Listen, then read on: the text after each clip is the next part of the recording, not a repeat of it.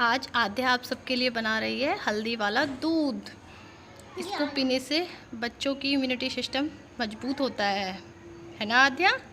हाँ ने। अब चीनी ना दिया। और ये बच्चों की सेहत के लिए भी बहुत अच्छा होता है। हल्दी वाला दूध पीने से बच्चों को नज़ला, खांसी, जुकाम नहीं होता।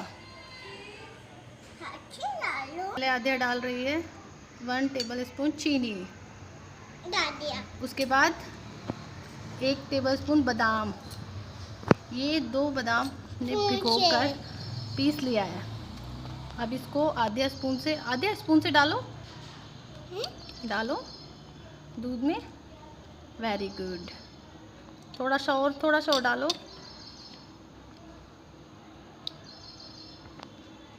बस अब थोड़ी सी इसमें हल्दी स्पून से बेटा। Very good. थोड़ी सी और।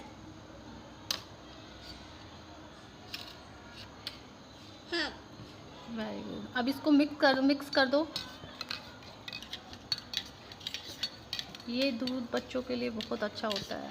इसको पीने से बच्चों को नज़ला, खांसी, जुकाम ये सब प्रॉब्लम्स नहीं होती।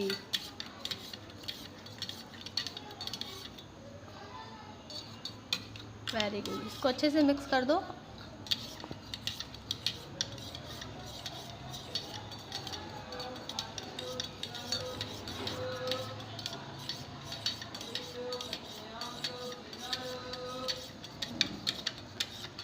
हो गया। हाँ।